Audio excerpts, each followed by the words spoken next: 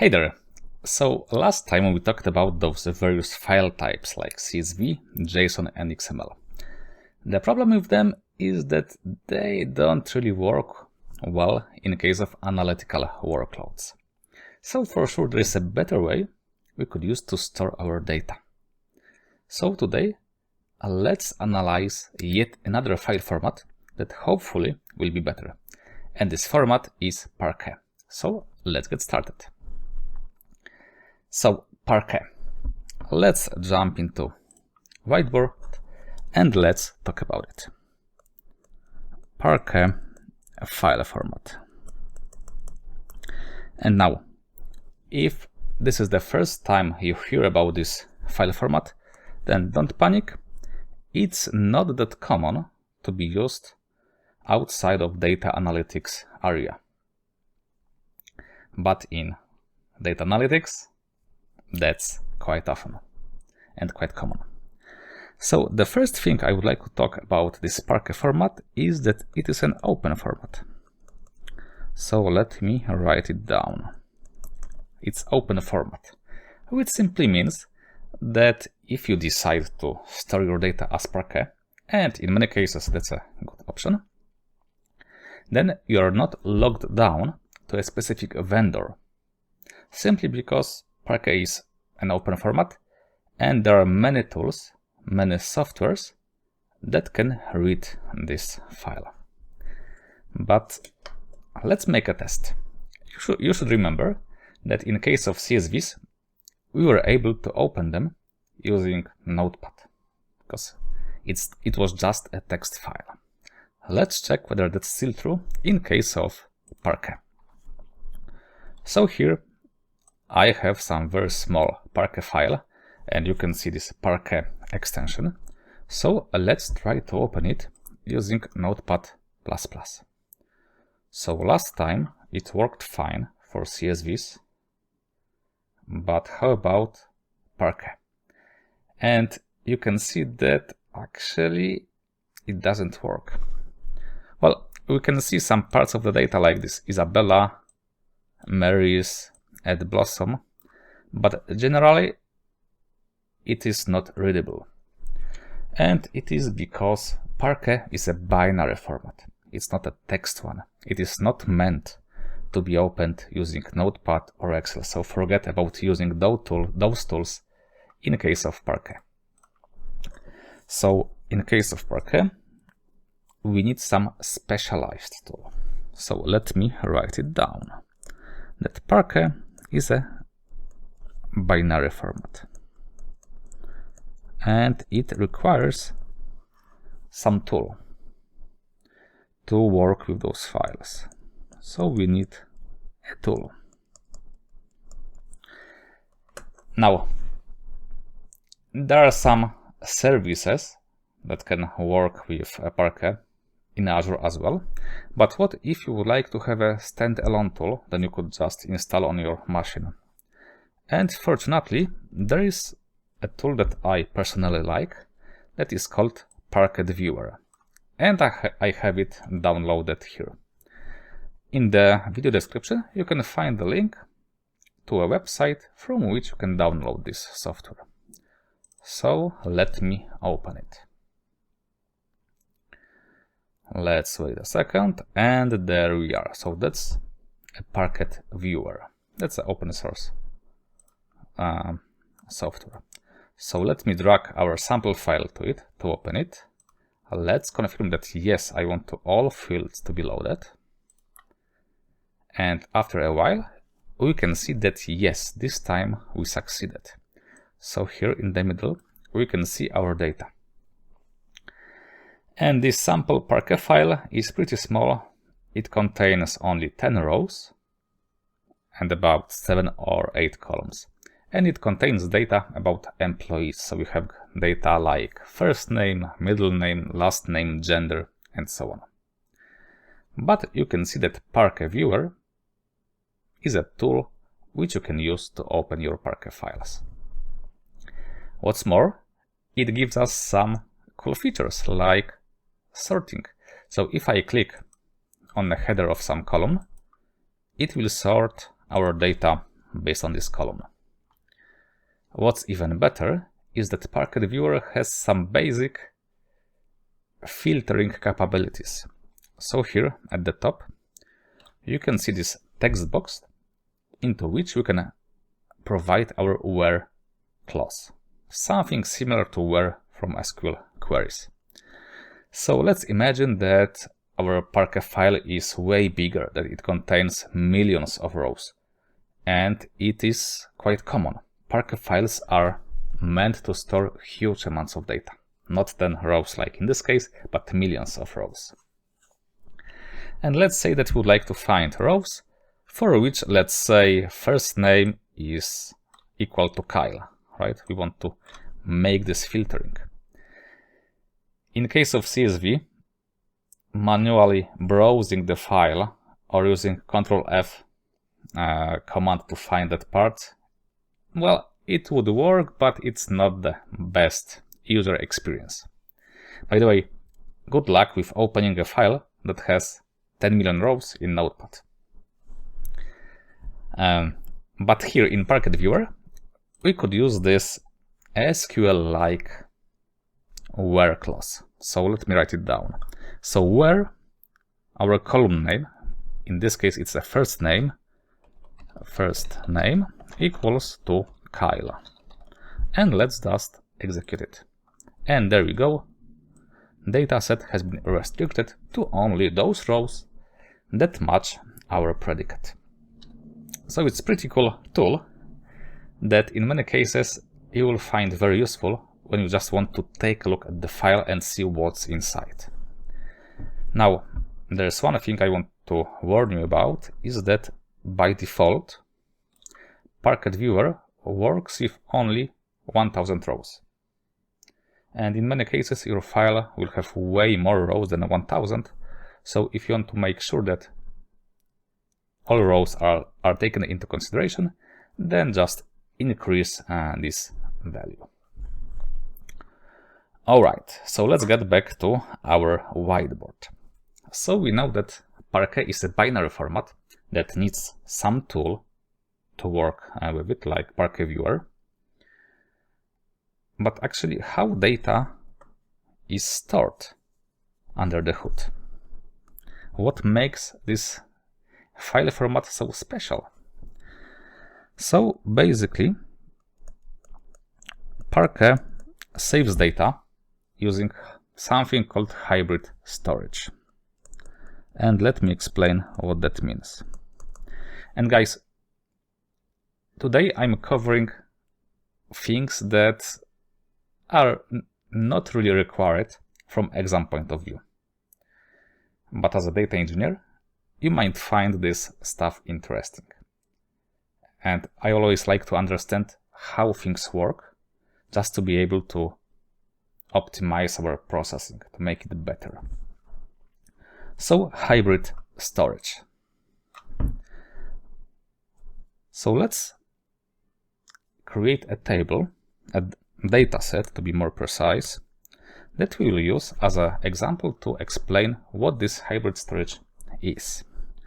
So let's say that we've got a very simple table that contains 4 columns, A, B, C, and D. So let me just indicate, let me draw our table. So this is a table. And apart from that, we would have obviously rows. Let's say we would have 5 rows, just for simplicity. In real life, our tables will be way bigger. But to explain concepts, this size of a table is enough. So let's say that we've got 5 rows. 1, 2, 3, 4, and 5. So let me add 1 additional row to the picture, like this. So those blue ones, these are rows, and those green ones, these are simply our columns. And now values inside every cell of this table is some data. And let's indicate it as A1, A2, and so on. So then we could quite easily locate our data. So the first cell I would mark as A1 to indicate that it contains data from column A and from row 1. And the same for remaining cells. A4, A5. So that was our first column, column A. Likewise, it should be done for the second column, column B, for column C, and for the last column, D2, D3, D4, and D5. And now, in real life, our data set would be way bigger. We would have millions of rows probably, and I would guess much more than just 5 or 4 columns. But for simplicity, let's stick to those values. And now, let's just give some additional context to our data. So let's say that column C, this one, it contains sales amount. And in general, our table contains some sales data. And column C, it is simply sales amount. And let's say that column A is a country in which given sale was made. And the remaining columns mean something else. So, in case of analytical workloads, you should remember about this distinction between OLTP and OLAP queries. So OLTP, online transactional processing, they are used to insert, update, or delete usually a single row, and it is used by our source system, not by our analytical solution.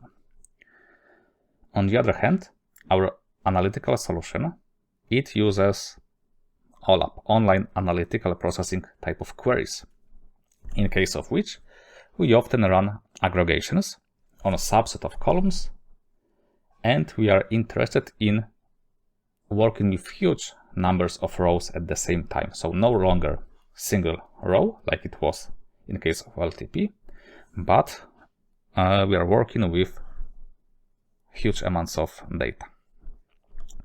And this hybrid storage, it is ideal for OLAP queries. And in a second, you should see why. For OLAP queries. All right. So let me write a sample OLAP query that we could spot in our BI solutions. So let's say we are interested in calculating the total sales amount by country. So we could write this query using SQL like this. Select sum of sales amount, which is in our case column C, sales amount, obviously from a table, from our table, and we want to group it by a country. So let's add group by clause, group by country, just like this. And now, if we take a look at our query, you will see that actually we need only 2 columns from our table to satisfy it. Namely, we need sales amount, column C, so that's the one, and also we need country to be able to group our data by this column. Remaining columns B, D, E, F, G, and so on, we don't need. So now, depending on the way this data, this table is saved on a disk as files, our processing engine might need to execute more reads than it is really necessary. And let's compare 3 types of storage models. So the first one is simply a raw storage. Raw storage. And this model is not used by Parquet. Parquet uses hybrid storage, but raw storage is used, for example, by CSVs. And how does it work? Well, simply data in our files is stored row by row, just like this.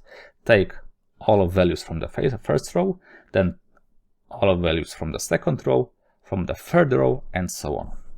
So in our case, it would mean that data saved to file would follow such pattern.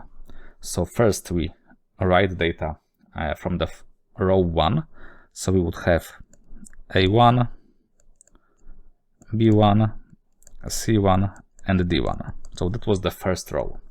Then we would write the second row. So A2, B2, C2, and D2. That was the second row. Then the third row, and so on. So let me just add the third row, and the remaining ones would work exactly the same. C3, D3, and so on. And now, let's try to locate in this file, saved using raw storage, data that we have to retrieve to answer our query. So we know that we need column A and column C. So column A is here, A1, then we got to get C1, then again A2, C2. Then the same for row number 3, for row number 4, and so on. So you can already see that data that we need is spread across the whole file. And unfortunately, there is no way to read those values that we need in a selective way. No, our processing engine would simply need to read the entire file and then grab the data that we actually need. So it would mean that in our case, it would read column B and column D, but we don't need it. So this query would take longer, it would make more IOs, more reads, and it would simply cost more compared to ideal scenario. So raw storage, it's not the best option for OLAP queries. It's great for OLTP kind of workloads, but for OLAP, no. So for OLAP, let's mark it that no, that's not an option. So what other storage models are there? So another one that could be used is a columnar storage. So let me explain it. So columnar storage, like this. And this time, data is saved column by column. Previously we had row by row, but in a columnar mode, data is saved column by column. So take all values from the column A, write it to the file, then take column B, write it to the file, and so on. So in our case, the data would be saved in the following way. We would have first column, column A, with all values, so it would be A1, A2, A3, A4, and A5. So that was the first column. Then something similar for the column B. B1, B2, B3, B4, and B5. Second column. Then the same for column C. C1, C2, C3, C4, C5, and so on.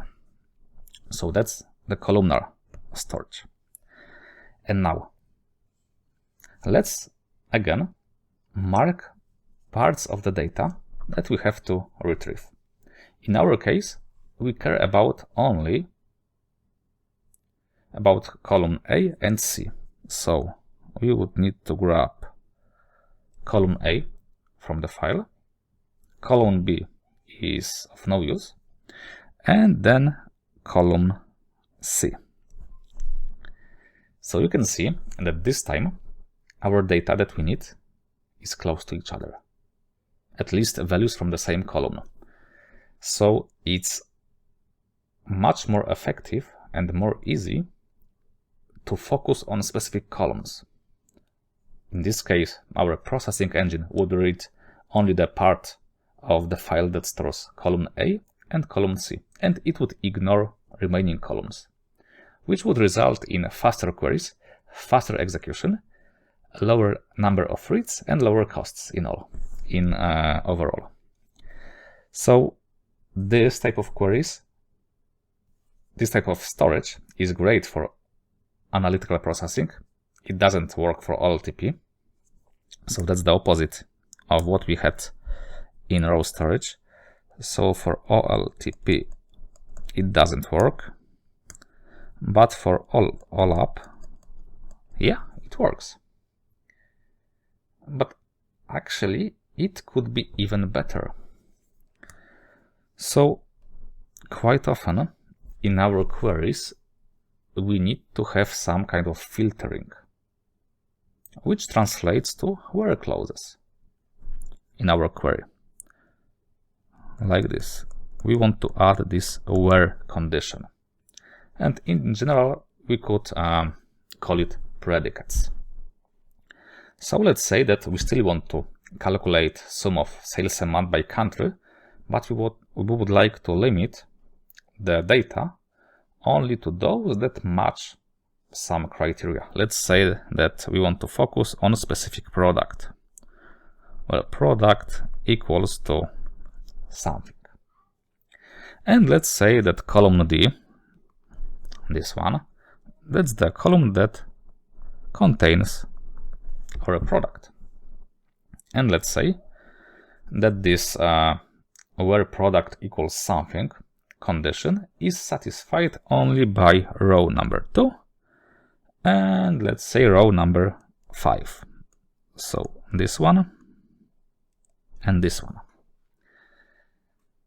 So in case of columnar storage, we would actually have to read column A, C, and D, and then based on values from column D, the query engine would restrict the data to only those that match the predicate. But the problem is that it could be done better with less reads using this columnar model.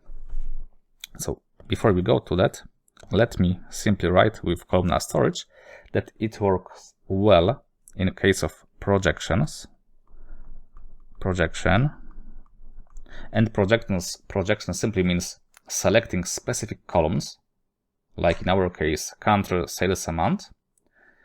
But for predicates like this where condition, okay, it works. Correct data would be resulted, but it's not that optimal access. It could be done in a better way. And that's where hybrid storage used by Parquet comes in. So we've got finally this hybrid storage. And hybrid storage combines both raw storage and columnar storage and takes the best features from both of them. So how does it work? Well, in case of hybrid storage, data, our rows, are grouped into something called row groups. And let's imagine that for simplicity, our 5 rows that we have in our table are grouped into 3 row groups. So the first row group would contain first 2 rows. So this is row group 1. Then row number 3 and 4, they would belong to row group number 2. Then rows 5 and 6 would be a part of row group number 3. Now, in real life, our row groups will be much bigger. They will contain thousands of rows. But again, for simplicity, let's just assume that only 2 rows are a part of every row group. So how data is stored in case of hybrid storage? So simply, data is saved row group by row group, but within every row group, data is saved column by column. So let me show it. So we've got our first group, row group 1, and inside this row group 1, we save data column by column. So we would have A1, then A2, and that's it, because we are focusing on the first row group only. Then we would save data from the second column, so we would have B1 and B2. Then the third column, column C, C1, C2. Then D1 and D2, and so on. Then data from the second row group would be saved in a similar way. So it would be A3, A4, A3, A4, B3, B4, C3, C4, D3, and D4. Then the third row group, that would have A5, A6, B5, B6, and so on. Now, but what splitting data into row groups gives us? Well, there is one secret thing associated with Parquet files, that is metadata. So apart from data, our columns and rows and values, what is inside our Parquet files is a metadata, different types of metadata. But right now I would like to focus on min and max values stored for every column, for every row group. So it means that in metadata of our Parquet file, we would know exactly what is the minimal and maximum value of column A in the first row group. The same for column B, column C, column D, and so on. And then, based on this information, the processing engine might decide that actually it doesn't have to read some row group at all. So, for example, in our table, we can see that this where product equals something condition is met only by rows from row group 1 and row group 3. So based on this information, processing engine might decide to skip reading the second row group at all. It will just ignore it. Then it would know that it has to read row group 1 and row group 3 because they might contain data that satisfy our where condition. But again, it won't read all columns, but only those parts that are necessary from our query point of view. And in this case, it would be column A, like this. Column B can be skipped. And then column C and column D. The same for row group 3. And now, in the metadata, there is also information about starting and ending location of every column in every row group. which means that it is very easy and very fast operation to jump directly to a place in a file where, let's say, this column starts, this A column in row group 1. So it makes reading only a part of the file a very easy operation, very fast operation.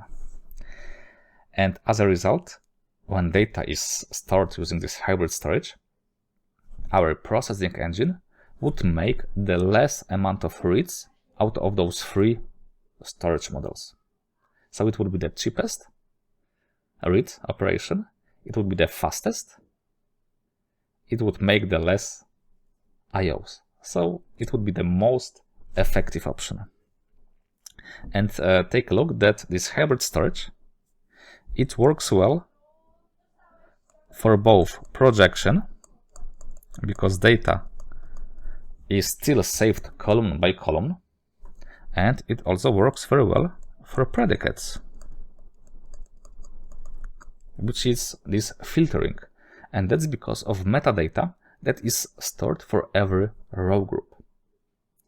So that's why this hybrid storage is so cool, and it makes a read operation on Parquet very fast, even 30 times faster than CSV.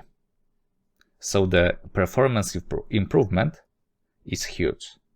So that should give you a hint that probably we don't want to store our data in a data lake as CSVs. Parquet would be a way better option. So let's get back to our feature list, and let's mark that hybrid storage, it works well for both projections and for predicates. Projection and predicate. Like so. Now, let's take a look at yet another cool feature of Parquet that is somehow related to the way data is stored. Namely, I'm talking about data compression.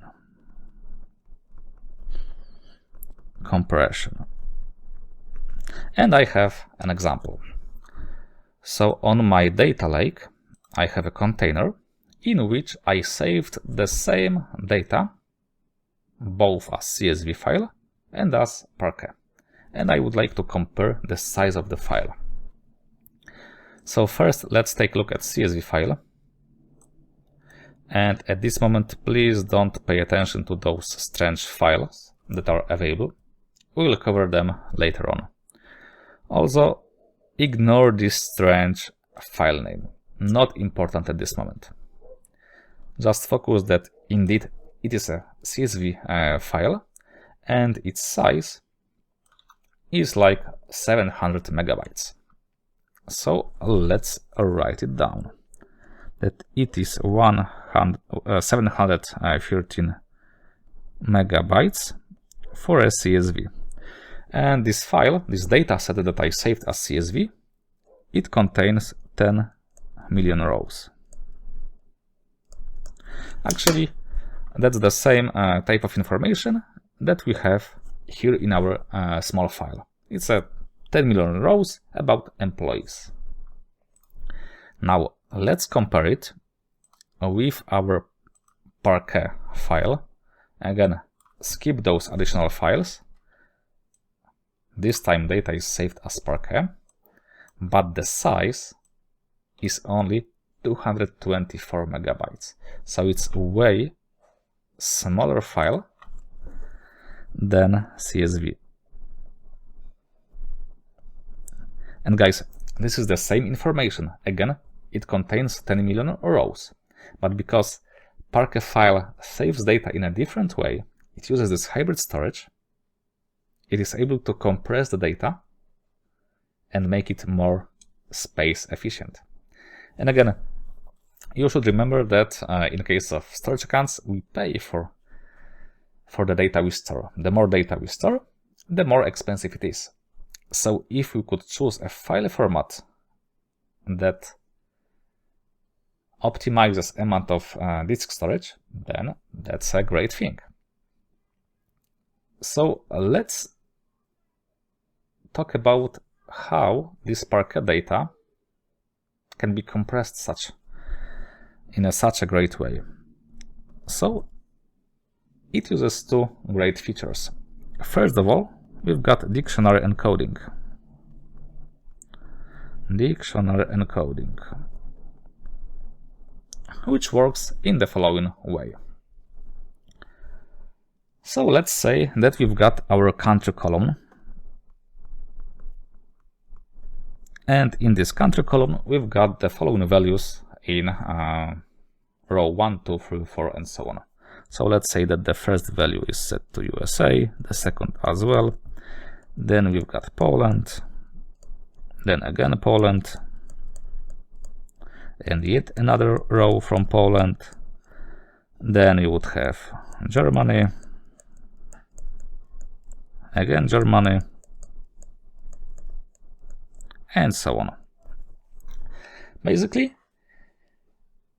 you might expect a lot of repetitions in columns in the same column, especially if a number of available values is quite limited, like in case of countries. And now, it would be great if instead of storing those long names, those long strings, we could somehow compress it. And that's where dictionary encoding comes in. So what is created automatically is a dictionary that again is a part of file metadata.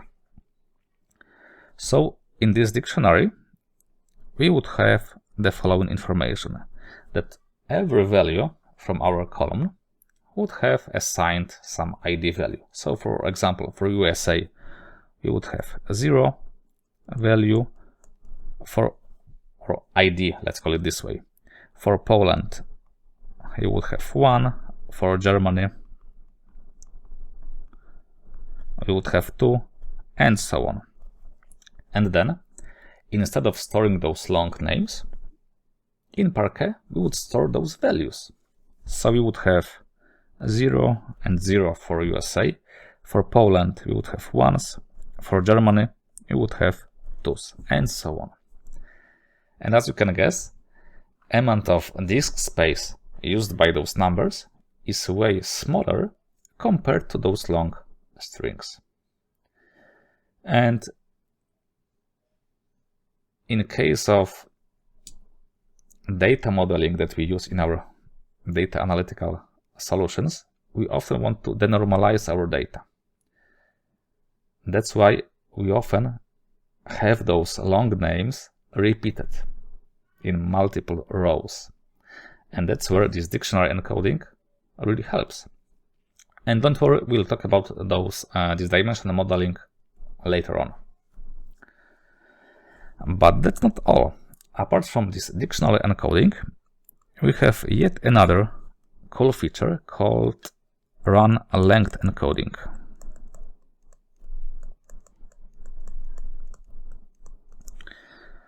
And this is especially useful if we've got repeated values next to each other. So now, instead of those 0, 0, 1, 1, 1, 2, 2 IDs, different information would be saved into the file. So we would have ID and then the number of occurrences. Like 0 is repeated 2 times. Then Poland is repeated 3 times. Then Germany is repeated 2 times. And so on. So you can see how this data can be compacted. And because data is saved in a hybrid way, in a columnar way, it is possible to do. So that's a very cool feature of Parquet. That's how we can achieve these great compression results. But that's not the end of cool features of Parquet. So I already mentioned this metadata thing that we used, to skip some row groups or to store the dictionary. But that's not it. What is really cool is that we've got a schema of our file, of our data, that is included into the metadata that is a part of our file. So no longer you would have to ask someone, like our file provider, to tell us what is the data type of each of the columns. No, because it's embedded into the file. So let me show you how it looks like.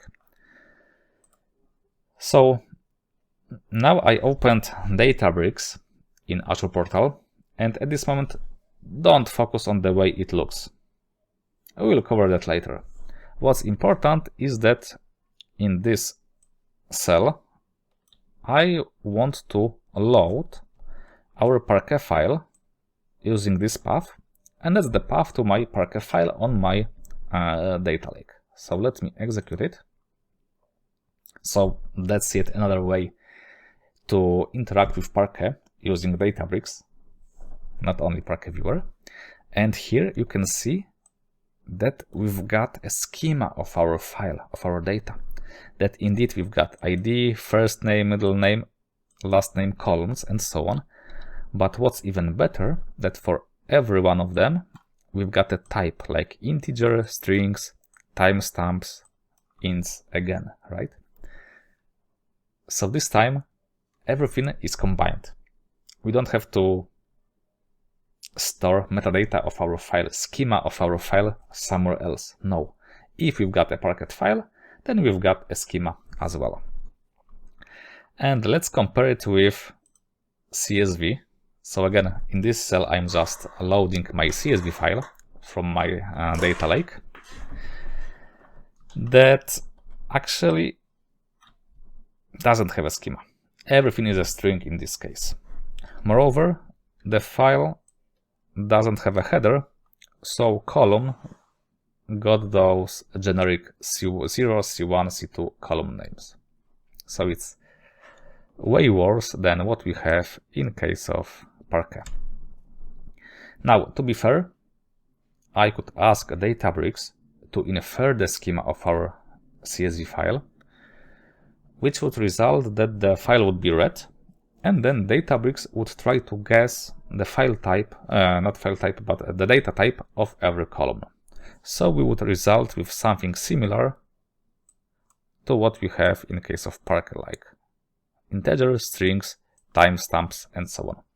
But that's additional work that has to be done by Databricks.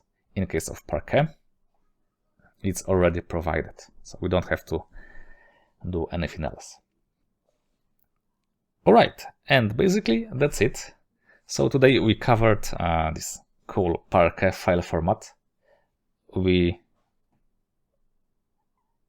did it in a way more detailed manner than you would need for the exam, but I think it was quite useful. But basically what I want to remember, or what I want you to remember from this session, is that Parquet file is way better than CSV for our analytical purposes. It is faster, more efficient, and it takes less disk space. So in overall, that's way better choice than CSV. But it doesn't mean that Parquet is ideal. No, it has some issues that we will talk about the next time, as there is yet another format of files that is the ultimate format that we'll use in our data lake. But that's something we will cover in one of future episodes. So thanks for today. I hope that was useful, and see you soon. Take care.